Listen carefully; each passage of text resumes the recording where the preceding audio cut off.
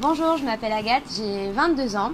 Je vais commencer par mon profil. Alors j'ai intégré une licence en droit des affaires et gestion d'entreprise. Entre-temps, j'avais découvert l'entrepreneuriat en deuxième année, ce qui m'avait déjà paru être le meilleur moyen d'avoir un impact au travers de ma profession. C'était ça qui me tenait le plus à cœur. Donc j'ai intégré un master entrepreneuriat et management de projet. En me disant, voilà, je vais être d'abord manager de projet, puis on verra par la suite, parce que je savais que je voulais créer une entreprise, mais bon, peut-être pas tout de suite. En première année de master, l'idée a émergé. Donc l'idée, c'est le projet qui est né aujourd'hui, qui s'appelle Iridis, et c'est une marque d'accessoires éthiques et haut de gamme, issue du savoir-faire traditionnel indien.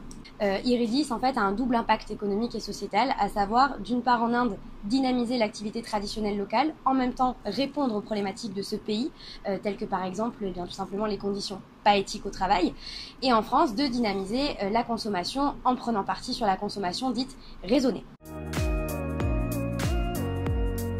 Donc au travers de ce master, alors je l'ai intégré pour structurer comme il fallait ce projet et ça m'a donné droit à être incubée à UbiLab, donc l'incubateur étudiant où je suis suivie. Je pense que c'est hyper important pour un entrepreneur d'être suivi, notamment parce que, par exemple, dans mon cas, les difficultés, donc pour répondre à la question, ça a été bien trouver des fournisseurs de confiance, bien structurés aussi, parce que je suis dans une activité un peu bouchée. Hein. Le secteur de la mode, c'est toujours, aussi éthique qu'il soit, ça reste quand même bouché.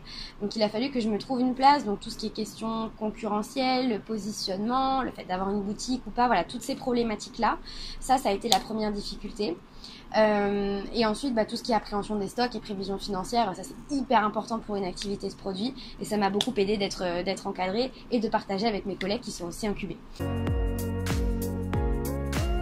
La première, c'est bien déjà que ça marche, parce que ça marche même trop, j'ai envie de dire, ça marche même très bien aujourd'hui, donc ça c'est très positif. La deuxième fierté, c'est le fait de pouvoir designer la collection.